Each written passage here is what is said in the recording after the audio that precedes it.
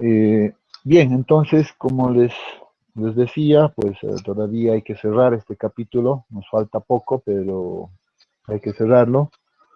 Eh, el, el apartado que ahora nos toca ver corresponde a la compactación en campo. Simplemente a modo de recordar un poco todo lo que ya hemos revisado de este capítulo, pues vamos a indicar que la anterior clase, pues nos hemos dedicado a estudiar lo que son los ensayos de laboratorio. Dentro de estos hemos definido el ensayo Proctor estándar y Proctor modificado, ¿verdad? Dentro del procedimiento hemos observado la diferencia entre cada uno de estos ensayos, cuáles son las cosas en común que tienen, eh, cómo se diferencian, etcétera. Y cuál es el objetivo, sobre todo, de los ensayos Proctor en laboratorio. Sin embargo, el día de hoy, pues nos vamos a ya trasladar, digamos, a la parte práctica que tiene que ver con los ensayos de compactación en campo. En realidad, en las obras civiles, en muchas obras civiles, si no son en todas, pues esta etapa de compactación en campo es tal vez fundamental. Siempre se la realiza, hay que manejar, digamos, todos los conceptos claros, pero no solo eso, no solo manejar los conceptos de compactación en campo, sino que debemos realizar una planificación de la compactación en campo. Pero ¿en base a qué? La pregunta viene de esa manera, ¿verdad? Entonces, ¿cómo planificamos la compactación en campo? Que deberíamos preguntarnos ahora. Entonces, esa planificación en realidad tiene como base fundamental los resultados de compactación en laboratorio. En función a esos resultados de compactación en laboratorio, pues seguramente vamos a poder realizar una buena planificación en campo. Y eso es lo que hoy vamos a más o menos puntualizar, eh, cómo uno puede planificar esta compactación en campo, qué aspectos debe considerar, con qué herramientas cuenta o dispone en campo, cuáles son las variables que debemos tener en cuenta en campo. Entonces, esos detalles las vamos a ver el día de hoy. Ya entonces estamos apuntando a aquello. Para esto, para cumplir con este objetivo de la clase de hoy, pues nos vamos a simplemente, vamos a imaginar, ya vamos a suponer que la compactación la vamos a realizar en un proyecto carretero, ya, aunque ya sabemos que la podemos realizar para otro tipo de estructuras, para un edificio, para una vivienda, no sé, etcétera, para una presa, la podemos utilizar en distintas obras. Sin embargo, lo que vamos a describir ahora, simplemente vamos a suponer que estamos trabajando en una obra vial o en una conformación en realidad de una capa base o una capa subbase para una vía. Ese va a ser más o menos nuestro contexto sobre el cual vamos a pasar a explicar ciertos procedimientos y ciertas herramientas que se tienen a la mano y que hacen parte de esta planificación. ¿Ya? Tal vez desde el inicio no vamos a hablar como tal de la planificación, pero seguro que al final de la clase de hoy pues vamos a tocar mucho de esto y vamos a concluir en realidad con eso. Ese es el objetivo. Eh, Bien, entonces, dicho esto, pues voy a siempre, antes de iniciar un nuevo apartado, siempre hago la consulta si tienen algún comentario ustedes al respecto y o si tienen alguna duda todavía de lo que algo hemos visto, todavía podemos aclarar de alguna manera.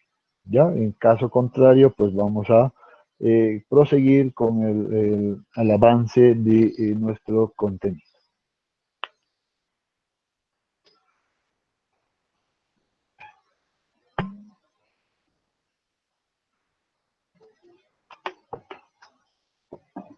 Bien, Si no hay entonces ninguna consulta o comentario al respecto, pues vamos a ahora sí enfocarnos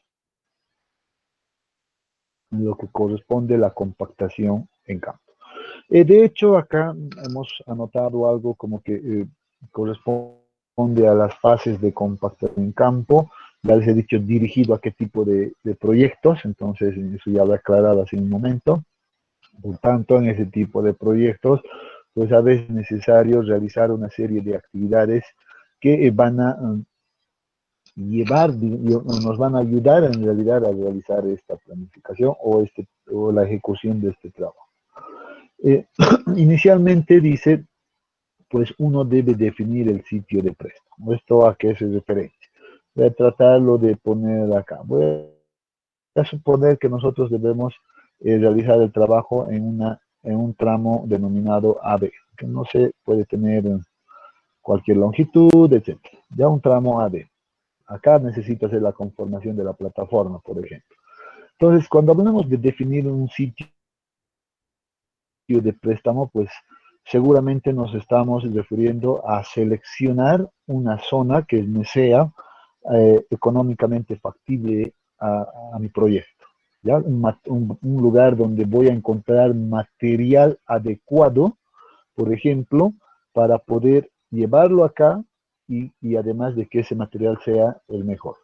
Seguramente, generalmente en estos tramos, en este tipo de estructuras, pues uno se encuentra con distintos bancos de préstamo, que así se les llama, que podemos tal vez ubicarlos un banco de préstamo por acá, que se encuentra a una distancia X1 de la obra, puedo encontrarme hacia el otro lado, hacia otra distancia X2, puedo encontrarme con otro banco de préstamo que está mucho más alejado, que esté a una distancia X2, etc. ¿Ya? Entonces, banco 1 la puedo llamar, banco 2, banco 3, etc. Uno ya en este tipo de proyectos, pues tiene que definir cuál es el mejor banco de préstamo para mi proyecto. En este caso, seguramente, pues si voy a hablar de la conformación de mi plataforma, pues no siempre voy a optar por el banco de préstamo que esté más cercano a mi proyecto. Puede ser que este banco de préstamo de acá no cumpla, digamos, con los requerimientos mínimos para este tipo de conformación o el material acá, sino que se encuentre el banco de préstamo más adecuado, siempre más alejado, ¿verdad? Entonces, lo primero que uno tiene que realizar es pues la evaluación, y por eso dice definir el sitio, y para definir cuál va a ser el banco de préstamo que vamos a utilizar, pues debemos hacer la evaluación de estos dos bancos de préstamos antes de decir el banco 1 o el banco 2. La pregunta es, ¿cómo hacemos la evaluación de estos bancos de préstamos? ¿Cómo sabemos cuál es el mejor material para mi proyecto en este caso? Ese es un punto fundamental que seguro ya de todos deberían saber en este momento. A ver, me gustaría escuchar a alguien que me diga, a ver, pues la evaluamos con este parámetro o la evaluamos con este ensayo o a partir de tal cosa. A ver si alguien me podría hacer el comentario al respecto. A ver, yo supongo que en este punto todos ya deberían de ubicarse rápidamente de cómo evaluar estos materiales. A ver, alguien, por favor, alguien de la clase que me pueda decir esto. ¿Puede volver a repetir la pregunta en G, por favor? A ver, la pregunta vendría de la siguiente manera. ¿Cuál sería el parámetro que me ayude a mí o cuál es la metodología que yo voy a seguir para definir el mejor banco de préstamo de material para este tipo de proyectos? Porque dice el primer punto, pues debemos definir el sitio de préstamo. Yo ya he dicho, en este tramo puede existir varios sitios de préstamo, pueden ser no solo 2, 3, 4, no sé. Entonces, pero seguramente de alguna manera nosotros debemos tomar una decisión por el banco de préstamo que mejor nos convenga. ¿Cuál sería ese parámetro entonces? Podemos comparar con el sistema ASHTO, con las normas. El sistema ASHTO. Entonces, el parámetro corresponde a la clasificación ASHTO. Y eso, muy bien, correcta la respuesta, eso debería de saltar de inmediato, porque estamos hablando de un proyecto vial, ¿verdad? Y hemos dicho que para proyectos viales el sistema ASTO es el que se lo maneja como a la Biblia, en realidad, como no es el Padre Nuestro, como dicen, hay que saberlo manejar. Entonces la clasificación mediante el sistema ASTO, pues es la que me va a ayudar a definir el mejor banco de préstamo o sitio de préstamo de material para esto. Correcta la respuesta. Muy bien. ¿Verdad? Entonces, de hecho ya no lo hemos anotado acá porque se supone que eso ya más o menos debemos estar ubicados. Pues en función a aquello, pues seguro que definimos el banco de préstamo, pues a partir de aquello pues hacemos ya la generación de explotar el material de préstamo para trasladarla a nuestro proyecto. Y en ese sentido, dice el segundo punto, dice debemos realizar un corte en el sitio de préstamo, y ahí ya obviamente realizando el corte, pues vamos a generar una acumulación de material para que podamos llevarla al proyecto. Ya luego debemos pensar seguramente en el transporte, en cómo lo vamos a transportar desde el banco de préstamo hasta el punto, hasta la zona del proyecto, ¿verdad? Entonces ahí debemos realizar, en otras palabras, estamos realizando toda esa planificación de la compactación, ¿verdad? Todo, cómo vamos a ir enlazando cada etapa. Y luego dice, una vez que al momento de transportar, pues vertimos el material en el área a compactar, como generalmente se la hace. Inicialmente, pues se la deja en distintos lugares, seguramente, como unos montoncitos, como muchos ya verán. La volqueta va acumulando de esa manera. Una vez que hemos hecho aquello, pues la segunda etapa, pues corresponde a que debemos extender el material. Obviamente con algún equipo pesado, pues vamos a dejar de que este material, pues, ya no esté de esa manera, sino que seguramente tome una forma un poco ya así irregular, pero ya mucho más plana, ¿verdad? Y una vez que he estado o que nos encontremos en este punto, acá viene ya el tema principal o donde empezamos a aplicar los conceptos de compactación. Hasta acá ha sido todo operativo, ¿verdad? Ha sido operativo y técnico, básicamente. Pero ya donde empezamos a aplicar los conceptos, pues tiene que ver con este pequeño detalle y este es un factor fundamental en este procedimiento.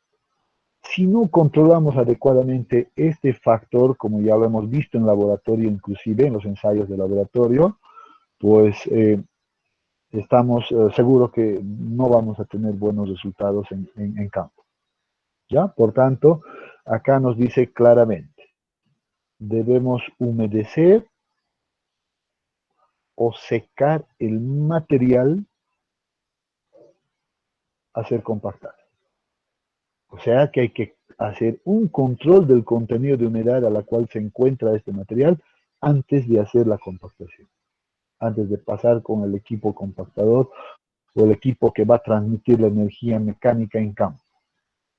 ¿Ya? Entonces, esto es importante. No quiero adelantarme acá, pero la voy a dejar como un interrogante que tal vez va a ser mejor que cerremos la clase de hoy hablando de este punto, pero un poco a detalle. ¿Ya? De momento nos vamos a quedar con que debe ser básicamente planificado, el humedecer o el secar el material a ser compacto. Finalmente, una vez que hayamos hecho este control importante, como les digo, pues debemos pasar a realizar la compactación del material en capas de espesor apropiado. Por tanto, acá también entra otro factor que vamos a hablar seguro más adelante. Ya ese espesor generalmente hace referencia a este de acá, al espesor del material a ser compactado. Entonces, para conseguir este último punto, pues seguro vamos a hacer, en este tipo de proyectos, vamos a hacer pasar por este tramo, seguramente vamos a ir de A a B, vamos a pasar un equipo compactador o un equipo que va a transmitir la energía mecánica al material, que va a ir desde A hasta B. Y esta medida que va de A a B, generalmente en este proceso, se la conoce como número de pasadas. Y ese número de pasadas se la identifica con una letra N mayúscula. ¿Ya? Entonces, este valor de número de pasadas también debe ser definido, ¿ya? Porque acá vamos a ver que si un recorrido desde A a B significa un valor de n igual a 1, pues el equipo de compactación va a retornar de B hasta A y ese seguramente será otro valor y ya tomando, seguramente, pues vamos a ir contando esos números de pasadas. Y este factor de número de pasadas es importante. ¿Por qué? Porque en realidad en campo uno tiene que ser lo más óptimo posible, porque si no, no estaríamos haciendo bien nuestro trabajo de ingeniería, ¿verdad? Porque acá esto está relacionado sobre todo pues, con el tiempo de uso del equipo de compactador, que por cierto, el uso de estos es definido en función al tiempo, entonces debemos optimizarlo lo más que se pueda. También que el número de pasadas o el tiempo que va a transcurrir, digamos, de un punto a otro, implica el nivel de control que debe ser realizado por el operador, entonces ahí se va involucrando un montón de factores que a la larga, si no definimos muy bien esto, pues puede resultar eh, contraproducente en el tema económico. ¿Ya? Entonces, son detalles que en realidad nos marcan en realidad bastante en este procedimiento. ¿Ya? Entonces, noten que hemos realizado una revisión bastante tal vez puntualizada y resumida de toda una planificación de compactación en campo. Ya vamos a continuar con esto. Y para aquello, pues vamos a primeramente hablar del otro factor que es ya los equipos disponibles que se utilizan o la forma como se aplica la energía mecánica en campo en estos proyectos específicos. ¿Ya? Dice, en función a esto, pues podemos emplear 4 métodos principales de compactación. ¿Ya? Entonces, que son reconocidos de manera general. Y estos métodos de compactación principalmente están relacionados con el tipo de equipo que se dispone en campo. ¿Ya? Entonces, entre el primer método, pues aparece la compactación denominada estática, compactación, el método estático o compactación por presión. Ya, entonces, este es el primer método que debemos reconocer. ¿Qué nos dice al respecto? Algunos detalles técnicos de este método que podemos rescatar, pues es lo siguiente. Dice, la compactación se logra utilizando una máquina, obviamente que tiene un peso considerable, cuyo peso comprime a las partículas del suelo, sin necesidad de movimiento vibratorio. ¿Ya? Y a estos equipos generalmente pues reciben el nombre como de rodillos estáticos o rodillos lisos. También hay una variedad, una amplia variedad dentro de este primer grupo. ¿Ya? Entonces debemos conocer también estos equipos para poder pues planificar nuestra compactación en campo. Hay que ver cuánto de presión, cuán efectivos son estos equipos con relación al tipo de material, etc. ¿Ya? Entonces, ¿cuál es su forma de compactar? En este caso, perdón, nos está indicando que esto simplemente compacta al suelo por el peso que estos conlleva, nada más. Entonces hacemos pasar este equipo por la zona a ser compactada y seguramente va a estar transmitiendo por el peso una cierta energía de compactación. Y hay que conocer esa energía de compactación por si acaso, que viene seguramente especificado en las especificaciones técnicas de los equipos. Por ejemplo, acá tenemos otro de mayor capacidad, porque estos vienen en distintas variedades, pueden venir desde pequeños, medianos y más grandes. Ahí tenemos una gran variabilidad al respecto. ¿Ya? Sin embargo, como recomendaciones simplemente son recomendaciones, como estamos indicando, no es definitivo. Por ejemplo, dice que estos equipos son recomendables para compactar capas, por ejemplo, de espesores que se encuentran en el orden de 20 centímetros de espesor. Entonces, esto se recomienda porque se ha visto en la práctica que son efectivos hasta esa profundidad. A mayores profundidades o mayores espesores, pues la compactación no es muy efectiva. Entonces también es un factor que debemos tomar en cuenta en campo, a la hora de compactar. Por otro lado, dice, se recomienda un número de 8 pasadas, al menos 8 pasadas entre el tramo A y B, como hemos ilustrado hace un momento. Entonces, seguramente estos datos también salen como resultado de varias pruebas o de la experiencia que uno tiene, ¿verdad? Entonces, dice, estos equipos generalmente ya con 8 pasadas, pues seguramente ya estarán encontrando tal vez condiciones relativamente ya satisfactorias para nuestro caso. Tercero, dice, se utiliza principalmente en suelos gravosos y arenosos, pero también, dice, estos pueden ser utilizados para el acabado de alguna superficie compactada. Entonces, ahí tenemos algunas referencias, inclusive relacionadas con el tipo de material donde estos se aplican de mejor manera. ¿Ya? Entonces, y así podemos ir revisando, por ejemplo, los distintos tipos, por ejemplo, los de rodillo neumático, dice, pues también van a tener algunas recomendaciones. Por ejemplo, los de rodillo neumático que también pertenecen a este grupo, dice, se recomienda en capas de 20 centímetros, pero en este caso, si estamos hablando de los rodillos neumáticos, dice, el número de pasadas debería de alcanzar por lo menos 16 pasadas, y no solo 8 como en los rodillos lisos, ¿verdad? Entonces, ahí está la diferencia. Se utiliza principalmente, dicen, suelos arenosos con finos y poco plásticos. Entonces, noten que acá hay recomendaciones técnicas que debemos tomar en cuenta a la hora de decidirnos también por el tipo de equipo a utilizar en campo. Los rodillos neumáticos básicamente tienen esta característica. No son como los otros que hemos visto que son tambores conjuntos, sino que son una especie de llantas de goma, pero que son súper lisas, ¿verdad? Entonces, pero que se utilizan también bastante. El segundo grupo que vamos a revisar, pues corresponde a la compactación por impacto.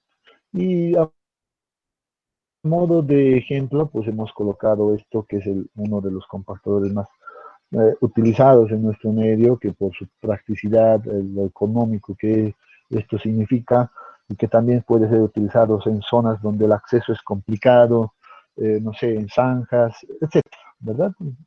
Pero es muy utilizado y como ejemplo, pues aparece acá. Dice, la compactación es producida por una placa apisonadora que golpea y se separa del suelo a una determinada velocidad. Entonces, noten que acá esto tiene una especie de resortes que cuando uno activa el motor, pues esto empieza a saltar, a separarse de la superficie hasta una cierta altura y impactar al suelo pues con una determinada energía. ¿Ya? Entonces, tenemos acá este ejemplo.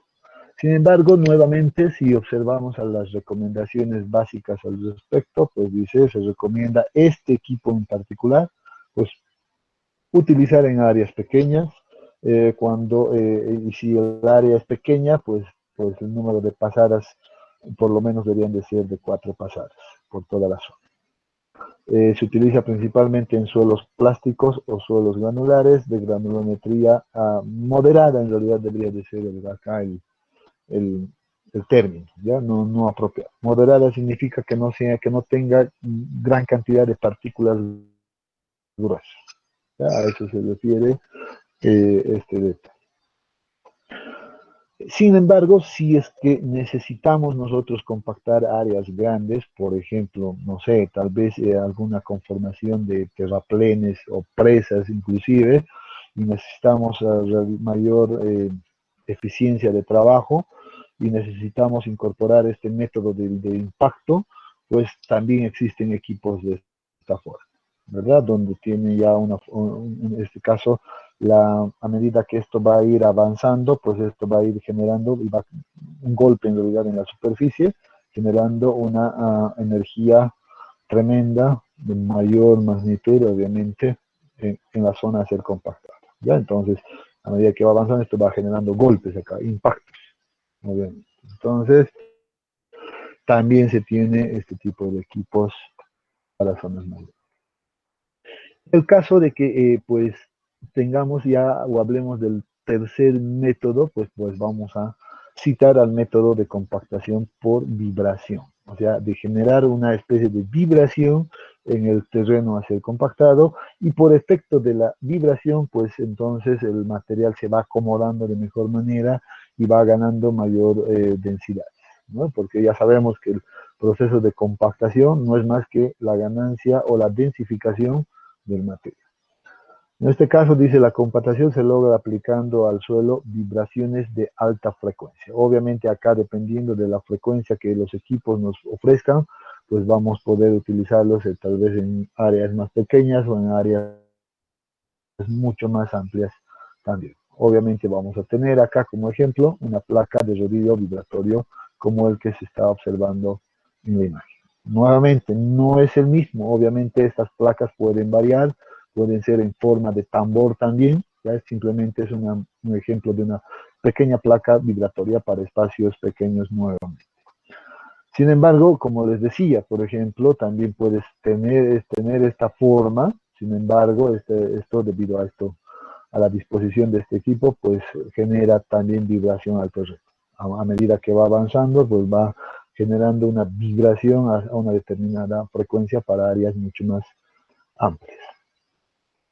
En este caso, dice, si utilizamos este segundo equipo que acabamos de ver, pues debemos considerar también estas recomendaciones técnicas: capas de 20 centímetros, número de pasadas que se encuentran entre 8, y estos sí son mejor utilizados en suelos granulares o suelos de grano grueso. Ahí sí tienen una efectividad, pero muy buena este tipo de equipos. Dice, en este caso se puede compactar capas hasta de 60 centímetros en el caso de que se esté trabajando con suelo o con gravas mal gradadas y gravas bien gradadas, GPEP y GB2, como indica acá. Entonces, si nosotros notamos aquello, pues entonces seguro que nuestro avance también podría ser mucho más efectivo con este método de compactación. Finalmente, tenemos, por ejemplo, el cuarto método que corresponde a la compactación por amasado.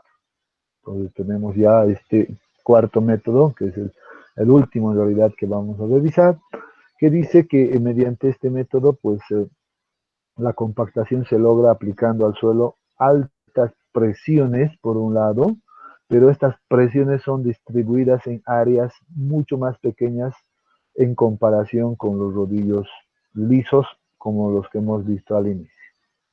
¿Ya?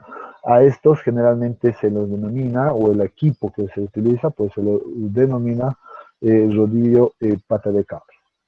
¿Y por qué se la llama así? Pues obviamente la presión que estos van a impartir son simplemente en estas áreas pequeñas que están acá, que tienen una especie de protuberancias que van a ir amasando, en otras palabras, al material, a medida que van a ir introduciéndose en el material, ¿verdad? Entonces esa es la forma de compactar de estos equipos, el amasado.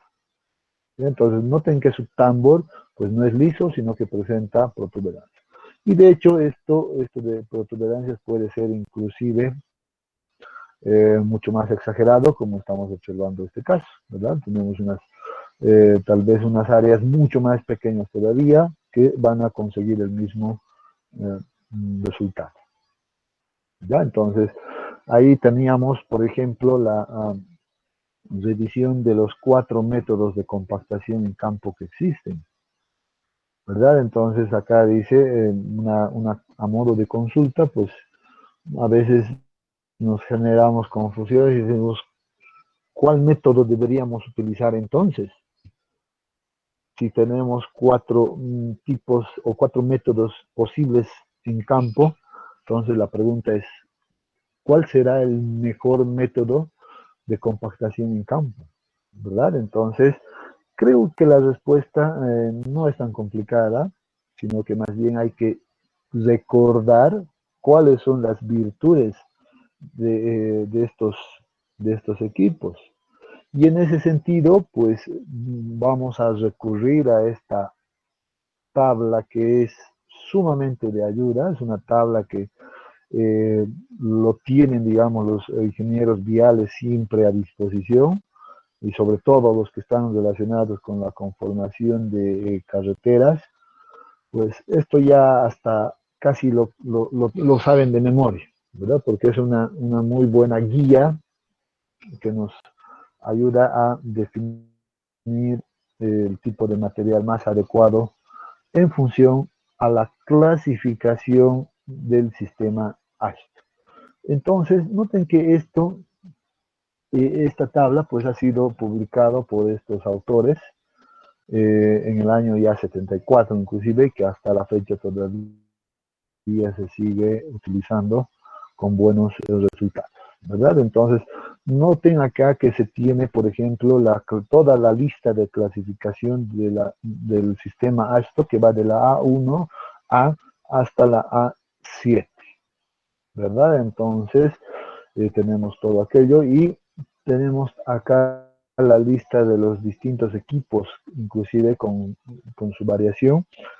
Tenemos acá por ejemplo, los 5 equipos más utilizados, que se tiene acá, y esto nos ayuda a definir cuál es el equipo que se debería de utilizar en función a la clasificación. Obviamente la puntuación que aparece acá en el cuadro corresponde a 1 que es excelente, 2 bueno, 3 regular, 4 deficiente y 5 pues inadecuado. No deberíamos utilizar en ese caso, ¿ya? En ese sentido, por ejemplo, nos vamos a ir a observar, por ejemplo, el equipo que corresponde a los rodillos lisos. Y dice, pues, noten que para los suelos A1A, pues aparece con una puntuación de 1, ¿verdad? Aparece con una puntuación de 1. Y así, en función a la clasificación, pues acá aparece con una puntuación de 2, 2 que significa bueno. Nuevamente aparece con una puntuación de 1 para los suelos A2-4, A2-5, A2-6. Y luego, pero para el peor de los casos, dice, pues aparece para los suelos A7 como una calificación de deficiente. Pero noten que este equipo en ningún caso me presenta una evaluación de 5. Eso significa que sí puedo trabajar casi en la totalidad de los suelos, pero solamente en los suelos, por ejemplo, A7 voy a tener complicaciones. No va a ser tan efectivo la compactación en estos materiales. En los suelos A5, A6 dice, pues me encuentro de manera regular, relativamente aceptable, ¿verdad? Entonces ahí tenemos una gran, digamos, guía para poder definir esto. Sin embargo, si me voy a ir, por ejemplo, al rodillo vibratorio, me voy a ir rápido y digo el método vibratorio, un método de conversión por vibración, pues noten que para estos suelos aparece con la puntuación 1-1, luego ya va variando. Y vean que para los suelos, por ejemplo, A6 y A7, pues aparece inadecuado. O sea que no deberíamos de utilizar para nada en estos tipos de materiales este método de compactación. Pero ¿qué aparece con una puntuación de 1 para estos métodos? O para estos suelos, perdón. Pues aparece el método de rodillo pata de cabra, ¿verdad? Entonces noten que este método de acá, pues al ser un método de amasado, pues esto tiene mayor efectividad en suelos finos, como estamos observando por acá. Pero, ¿qué nos dice? ¿Dónde no debería de aplicarse? En los suelos gruesos. Aparece con un valor de 5. Entonces, este cuadro en realidad nos ayuda pues a definir fácilmente el tipo de equipo más adecuado en función al tipo de material que vamos a utilizar en campo. ¿Ya? Entonces, esto es bastante útil en realidad, en este caso. ¿Listo? Bien, entonces con esto, ¿qué hemos hecho? Simplemente todavía seguimos hablando de la planificación, solamente estamos conociendo todavía de alguna manera los métodos de compactación en campo que existen, y entre esos hemos descrito ya los equipos, algunos equipos que pertenecen a ese método de compactación, a los distintos métodos de compactación, y ahora pues tenemos un cuadro que nos ayuda a definir cuál equipo trabaja de manera más efectiva en función al tipo de material. Bien, sin embargo, pues ahora vamos a revisar también algunos factores que afectan a la compactación en campo. Estos factores pues están más relacionados con tal vez identificar qué es lo que no debemos hacer en campo, qué errores a veces son los más comunes que deben ser evitados en realidad. ¿Ya? Entonces, ya les había anticipado anteriormente el tema del efecto del número de pasadas del rodillo, pues es un factor fundamental que debe ser tal vez analizado. Y esto debemos analizarlo tal vez con ayuda de este cuadro que se les está presentando a continuación. Este cuadro nos representa una relación entre el peso específico seco, ¿verdad? En este caso en unidades inglesas, y a este otro lado tenemos en unidades ya del sistema internacional, versus el número de pasadas realizadas por el equipo. Entonces, esta gráfica nos va a ayudar a entender, pues, que a veces uno dice, yo voy a garantizar una buena compactación en campo y le voy a aplicar 20 pasadas o 24 pasadas, como estoy indicando acá, y con eso voy a conseguir, ya estoy seguro que consigo buenos resultados. La respuesta es probablemente sí sea cierto, va a conseguir buena compactación, pero el dar 24 pasadas, pues seguramente me va a involucrar una pérdida económica tremenda, ¿verdad? Y en estos proyectos eso es lo más importante, en realidad la parte económica realmente es fundamental, se tiene que cuidar mucho ese detalle. Entonces, ¿cómo vemos este gráfico? Pues dice, pues nos vamos a ubicar en el punto 8, ya, en el punto 8 de acá, y pues si trazamos tal vez una línea imaginaria en este caso, pues vamos a ubicarnos que ese 8 pues va a cortar a esta curva más o menos de esa manera, a ambas curvas. Obviamente esto pertenece, dice, a este tipo de material, simplemente a una arcilla limosa que tiene límite líquidos entre 43 y un índice placer de 19.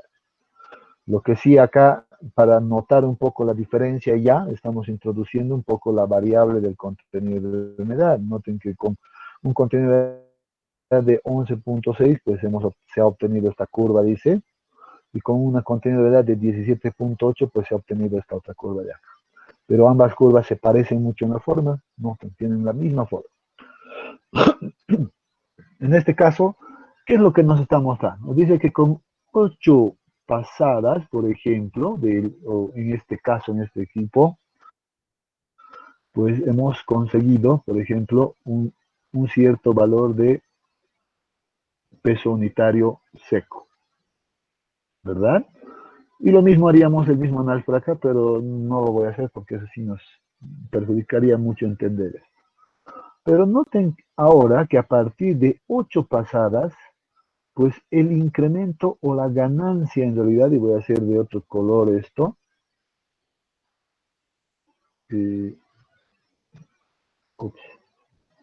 la ganancia en peso unitario pues ya no es tan significativa, ¿verdad? Noten que hasta llegar acá, noten que simplemente tenemos cuánto de valor, como 0,5 kilonewtons por metro cúbico de ganancia, simplemente. ¿Eso qué significa?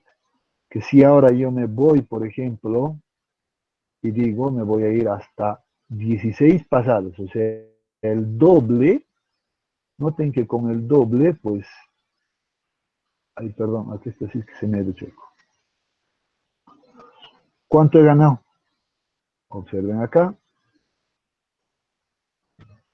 casi podría decir un 0.3 kilonewtons por metro cúbico de excedente, un delta gamma. Pero no es mucho. Ahora la pregunta viene acá, ¿será que es conveniente el mismo gasto para que en este caso doblarlo el gasto económico, tiempo y todo para tener una ganancia de ese valor? Peor aún, ¿qué pasa si me voy a 24? Otra vez le doy otras 8 pasadas.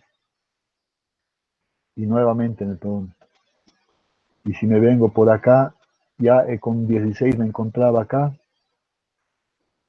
y con 24 pues estoy ganando simplemente esto. La pregunta es, ¿otras 8 pasadas valdrá la pena este incremento de acá? Entonces, ahí viene la importancia, digamos, de definir el número adecuado de pasadas, porque un mayor número de pasadas pues resulta antieconómico, ¿verdad? Pero también digo, sí, ¿qué pasa si yo le doy menos de 8 pasadas? Como en este caso, si me ubico, por ejemplo, en 6 pasadas por acá, y vengo por acá, obviamente ya voy a estar muy por debajo, ¿verdad? Entonces, que me va a dar un valor mucho más bajo.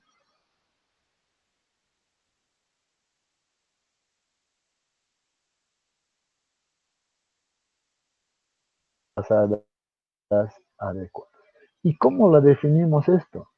Pues seguramente vamos a nosotros pues tener estas recomendaciones. Recuerdan que hace un momento veíamos algunas recomendaciones para algunos equipos en especial. Decíamos, pues manejábamos el 8 generalmente, ¿verdad? Decía 8 pasadas. En algunos de los casos decía 16 pasadas.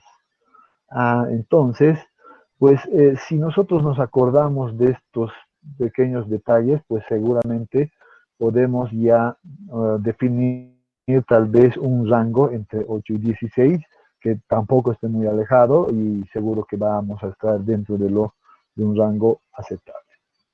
Porque acá viene otro detalle. Si yo llego a un valor de 8 pasadas, pues también tengo que realizar un control en este punto, tengo que verificar si esta densidad o este peso unitario que me determina esto, pues es ya aceptable o está de acuerdo a mi programación. Y todavía esto nos falta verlo, que he decidido dejarlo para un poquito más adelante, ¿verdad? Entonces debemos comparar todavía aquello. Probablemente no esté de acuerdo a aquello, por tanto vamos a necesitar incrementar mayor número de pasadas. Pero ya el 8 para mí es un punto de referencia. A partir de ahí ya podríamos tal vez ya simplemente afinar en ese número de pasadas. ¿Listo? Entonces, bien, entonces con eso vamos a ir, dicho eso, vamos a continuar y vamos a ver el otro factor que en realidad ya lo habíamos indicado anteriormente, que tiene que ver con el efecto del espesor a ser compactado. ¿Ya? Entonces, en este caso, nuevamente tenemos un cuadro muy parecido al anterior, donde nos está representando, por ejemplo, la profundidad o el espesor de compactación. Acá, entonces este es el espesor de compactación en términos de profundidad en metros. Y acá tenemos pues los distintos valores de peso unitario seco nuevamente en ambas unidades, en ambos ejes. Y pues acá tenemos como ejemplo simplemente varias curvas de compactación en campo que corresponden a distintos niveles de número de pasadas. Por ejemplo, acá tenemos para 2 números de pasadas esta curva, para 5 esta, para 15 esta, para 45 esta curva de acá. Y si yo analizo estas curvas que acá y veo la diferencia, pues noto que por ejemplo, entre el valor del 15 pasadas y el 45, pues prácticamente no hay mucha diferencia nuevamente, ¿verdad? Además de que observo que se dan unos puntos máximos, noten acá, unos puntos máximos en todas las curvas, pues más o menos en este rango de espesor, ¿verdad? Entonces acá podemos decir que se encuentra entre 50 y seguramente por acá ya podemos hablar de 20. ¿verdad? Entonces, de acá salen nuevamente las recomendaciones que habíamos observado anteriormente, donde recomendaban un espesor de 20 centímetros en la mayoría de los casos, ¿verdad? Dice, si nosotros utilizamos espesores de 20 centímetros, o más o menos en ese rango, pues vamos a tener una compactación más óptima en este rango de acá. Si ya nos salimos de ese rango, observen acá, pues noten que ya vamos a estar ubicados seguramente en algún punto fuera de este rango óptimo de compactación. Entonces, nuevamente, este factor debe ser tomado en cuenta siempre. En la práctica, yo les digo, casi nadie toma este valor de 20 y adopta un valor de 30. Eso ya es casi, digamos, práctico que la experiencia les ha indicado a la mayoría de los profesionales, ¿ya? Pero nosotros teóricamente todavía podemos mejorar eso y decir, no, la teoría nos dice que 20 pues nos va a dar mejores resultados, probablemente sí, pues, pero si nos pasamos más allá de 50, sí estamos complicados, ¿verdad? Entonces ahí sí la compactación no va a ser efectiva. Bien, con esto, pues ahora pues nos vamos a ir a esta parte que yo les había apuntado como un interrogante al inicio. Y vamos a hablar de esa planificación, vamos a completar ahora sí este proceso de planificación de la compactación en campo. Muy bien, ahora sí, ahora que ya conocemos los factores, conocemos los equipos, conocemos cuál es más o menos el procedimiento a grandes rasgos, tal vez no a gran detalle, pero ya tenemos la idea principal, pues vamos a hablar de esta planificación. Y para planificar, yo les había dicho hace un momento que pues debemos partir de los ensayos de laboratorio, ¿verdad? En ese sentido, pues acá les presento, por ejemplo, esta curva de compactación que es el resultado de un ensayo de laboratorio, donde nos presenta, por ejemplo, acá el peso unitario seco, seguramente en unidades de kilonewtons metro cúbico, y el contenido de humedad en este otro lado en unidades de porcentaje, ¿verdad? El peso unitario seco y contenido de humedad. Sabemos que la relación entre estos dos valores nos da como resultado la famosa curva de compactación. Estamos recordando esto. Muy bien, yo tenía simplemente esta curva de compactación y aparte de eso, pues el laboratorio pues, nos proporcionaba pues unos valores de peso unitario seco máximo, ¿verdad? Que correspondía o corresponde más bien al punto máximo de curvatura, y este punto pues le corresponde también a un valor de contenido de humedad óptimo. Lo hemos anotado así, la vamos a anotar también por acá, contenido de humedad óptimo. Y acá se encuentra, esta la voy a prolongar tal vez hasta el eje, y acá se encuentra nuestro peso unitario seco denominado máximo, ¿verdad? Entonces, esos son los resultados del laboratorio. Ahora bien, acá inicia la planificación en campo. Y esto es importante, porque quien no maneja esto, pues va a tener una gran desventaja en campo. O le van a tomar el pelo, o va a cometer grandes errores, ¿verdad? Y voy a iniciar de la siguiente manera. Esta curva de laboratorio debemos entender que es una curva perfecta. Es la mejor curva que se puede conseguir para un determinado material, ¿verdad? Y que además representa a una energía de compactación específica que ya puede ser el estándar o puede ser el modificado. De esto ya lo hemos hablado en la anterior clase, estándar o modificado. Entonces, si esta es una curva perfecta para esta energía específica y para ese material específico, pues entonces ¿cuál es la idea de realizar la compactación en campo? La idea de realizar la compactación en campo es de acercarse lo más que se pueda a este valor. Este es el peso unitario seco máximo en laboratorio.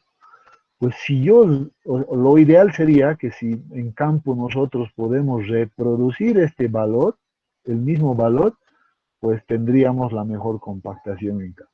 Y estaría obviamente el trabajo súper bien realizado. Pero sabemos que en campo eso creo que la palabra imposible no está mal utilizada. Es súper complicado que nosotros podamos llegar a estos valores en campo con la misma energía de compactación aplicado en campo. Obviamente, y aquí viene otro detalle, la energía de compactación que se aplica en campo, pues debe estar relacionado con la energía de compactación que se ha utilizado en laboratorio, porque si no, nunca vamos a poder encontrar o nunca vamos a poder hacer una buena comparación. Entonces, cosas fundamentales ahí que debemos saber. Entonces, dice, ahora viene acá muy bien, si yo sé que en laboratorio es ideal, porque se ha controlado el volumen con un molde específico, cosa que en campo no podemos controlar el volumen con la misma precisión. En laboratorio hemos controlado la variación o el incremento de agua durante el proceso, medidos en peso, en porcentaje específico. En campo no podemos hacer eso tampoco. Es más complicado por los grandes volúmenes que se manejan. Entonces, dice, en la práctica general y ya todos los proyectos y las especificaciones técnicas inclusive nos hablan de un porcentaje mínimo que se debería alcanzar en campo. Y ese porcentaje, por lo general, pues es del 95%. No intentando no decir que es siempre el valor. Yo en algunos proyectos mucho más exigentes he visto, por ejemplo, una exigencia del 98%. Entonces eso depende de la importancia del proyecto también. En algunos proyectos menos importantes, por ejemplo, pues he visto un valor del 90%. Pero hasta ahora creo que no he visto valores inferiores al 90%. Por tanto, podemos decir que a modo tal vez un poco general, podemos manejar que un rango entre el 90% y el 95%, siendo aceptable, digamos. O sea que deberíamos alcanzar el 90% o el 95% del peso unitario seco máximo de laboratorio en campo. Muy bien, entonces, de ahí viene. A veces te la dicen, pero generalmente esto viene ya en los términos de referencia de los proyectos. Dice, debe ser compactado al 90% o al 95% del peso unitario seco de laboratorio, o del Proctor estándar, o del Proctor modificado, así te dice. Entonces uno tiene que ya ubicarse aquí. Y este valor es el valor que me ayuda a planificar mi compactación. Entonces digo, muy bien, si yo ubico el 95% del peso unitario seco máximo, como se está indicando acá, pues o sea, debo multiplicar este valor por 0.95 seguro, pues voy a encontrar un valor que va a ser obviamente menor al máximo. Y este valor, pues como estamos observando acá, pues le hacemos pasar una línea recta y nos vamos a encontrar que esta línea pues intersecta a la curva de compactación en 2 puntos. Y esto es lo importante.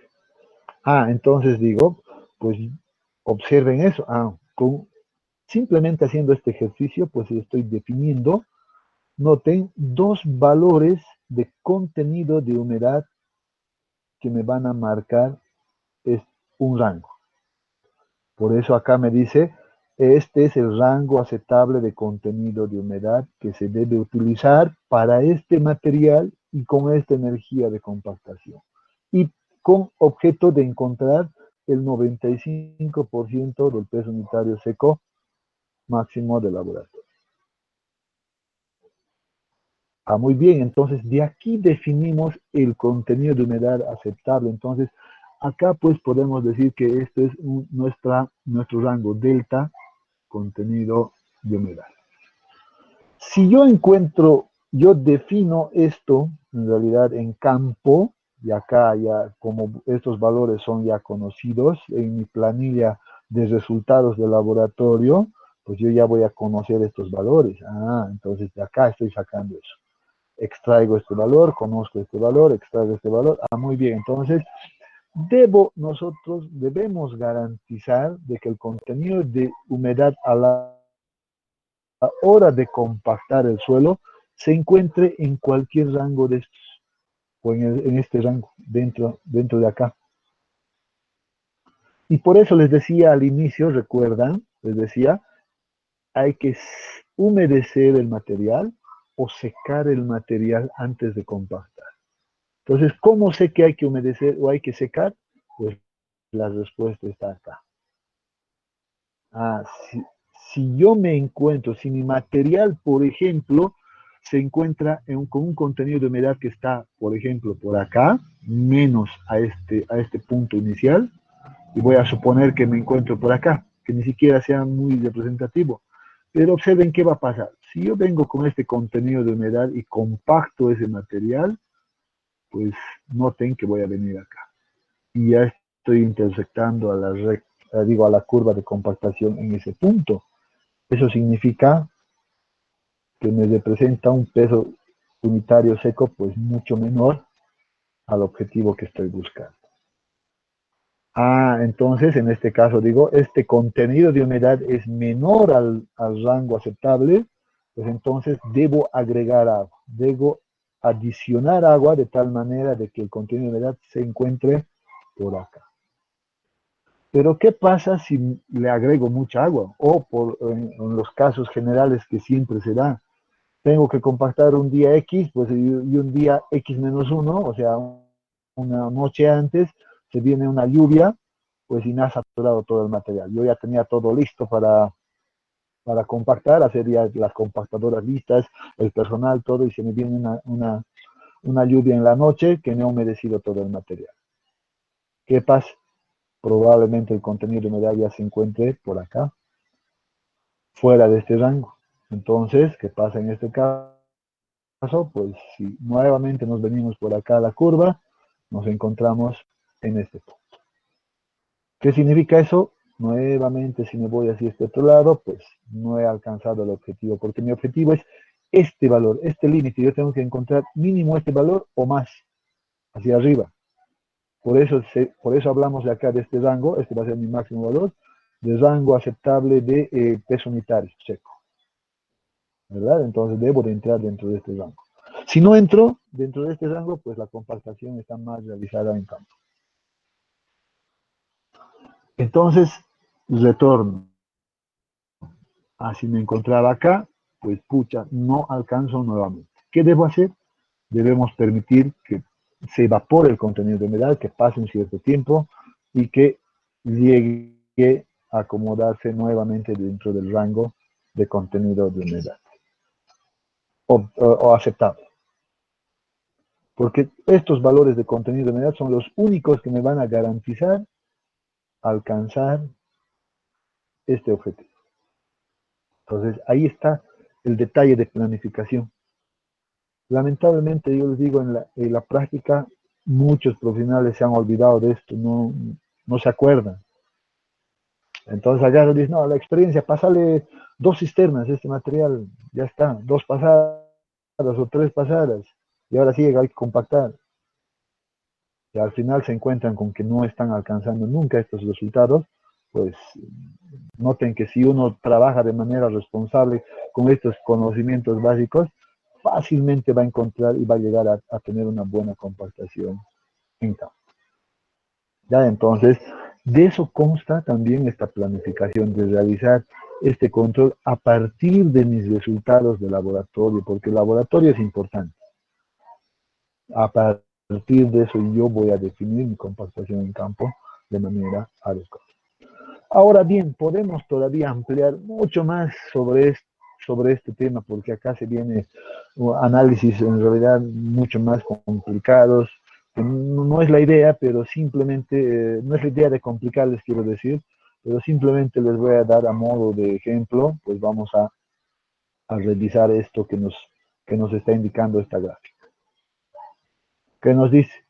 Generalmente esta línea óptima, pues a veces nos separa a dos, en dos partes. Nos dice, pues que nos separa en un lado seco, o compactación por el lado seco, que también se le llama, y compactación por el lado húmedo. Entonces, ¿para qué hacemos esta separación por el lado seco, lado húmedo? Pero porque hace un momento hemos dicho que no me interesa que entre dentro de este rango y estoy listo. Todavía podemos mejorar aquello, pero en términos de comportamiento de materia. Por ejemplo, noten, acá nos está dando la descripción. ¿Ya? A veces es mejor compactar por el lado seco, dice, acá debemos compactar por el lado seco algunos materiales específicos, ya como suelos granulares, arenas arcillosas, ¿verdad? O arcillas arenosas. Estos es una recomendación adicional. Sin embargo, a veces es conveniente, dice, todavía compactar por el lado húmedo, por ejemplo, los materiales finos o suelos finos que presentan propiedades de expansividades altos, los denominados suelos expansivos o suelos colapsables. Entonces, ahí todavía nos da alguna recomendación adicional esta gráfica. Esta gráfica solamente es académica. Si nos ponemos a analizar todavía más por qué por el lado seco y por qué por el lado húmedo, pues nos podemos encontrar todavía con otro detalle que simplemente les voy a dar a modo de ejemplo, que algunas obras específicas debemos compactarlas por el lado húmedo y algunas obras específicas por el lado seco. Por ejemplo, del ejemplo que venimos hablando de la conformación de capas bases subyaces, etcétera, pues se recomienda entrar en una compactación por el lado seco. Eso tiene que ver más por el tipo de estructura que se genera en función al tipo al contenido de humedad. Y entonces, si tomáramos ese criterio, pues yo tendría que por ejemplo, para ese tipo de estructuras, todavía entrar dentro de este rango de contenido de humedad. Un rango mucho más pequeño todavía. ¿Verdad? Entonces, con eso garantizo que tener una muy buena estructura, además, para ese tipo de obras específicas. Pero noten que el nivel de control cada vez va a ir aumentando más. Por otro lado, por ejemplo, si yo estoy compactando, por ejemplo, el cuerpo de una presa de tierra, pues seguramente que me va a convenir, pues, entrar en una compactación por el lado húmedo. ¿Ya? Entonces, ¿por qué? Por el tema de la estructura. Dos, porque esa presa siempre va a estar, pues, sometida tal vez a humedades altas, ¿verdad? Y si compacto por este lado, puede ser que mi material presente ciertas propiedades de expansión y pues eso ya me va a generar ganancia de volúmenes por la humedad presentada y ya eso se reduce o se concluye en problemas estructurales. Y podemos todavía tocar muchos ejemplos de este tema de compactación, que en realidad es un tema ya inclusive de especialización, este punto, de los cuidados que debemos tener. Sin embargo, para nosotros en este punto donde nos encontramos, pues es suficiente conocer esta planificación de la compactación en función simplemente a este rango aceptable de contenido de humedad y este criterio también de peso unitario aceptable o rango de peso unitario aceptable. Entonces, esa es la manera adecuada de proyectar una compactación en campo. Obviamente con ayuda de mis ensayos de laboratorio. Bien, entonces esto era lo que quería mostrarles el día de hoy todavía. Y pues con esto concluiríamos la clase del día de hoy. Si tienen alguna consulta al respecto, pues estamos para responder.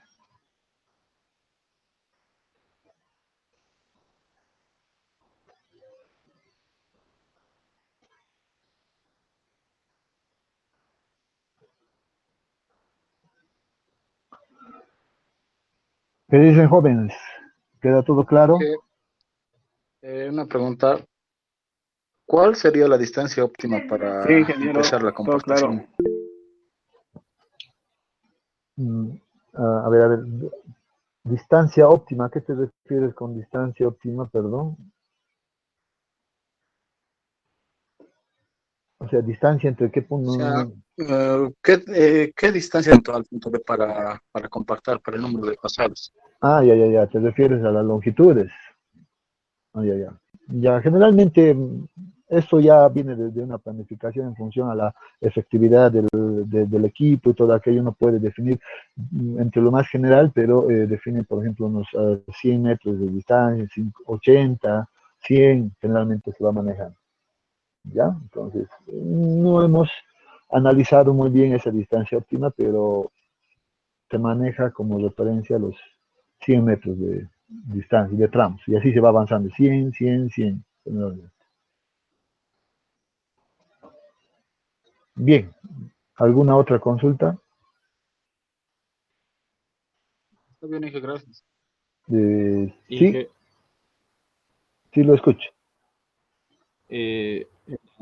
en las tablas donde estábamos analizando el efecto de la profundidad ¿Ya? para la superficie compactada por el número de pasadas, ¿por qué el número de pasadas, la curva de número de pasadas igual a 2 no llegaba a ciertos rangos del peso específico? Y las otras curvas igual. A ver, ya. O sea, ¿por qué no llegaba hasta un rango de peso específico? O sea, Sí, es que en realidad eso va a depender, y como ya hemos visto, del factor importante acá es el tipo de material. Para distintos tipos de materiales, la curva general de compactación siempre va a ser diferente. Ya hemos visto ese efecto. Tanto en laboratorio, en campo, igual se va a reproducir, independiente de la energía de compactación que se aplique. Recuerden que hemos visto al inicio, inclusive, de la clase de hoy, todavía donde habíamos quedado la anterior clase, pues teníamos para una misma energía de compactación, inclusive, pues teníamos diferentes formas y valores, inclusive, de pesos unitarios. Eso tiene que ver mucho con el tipo de material.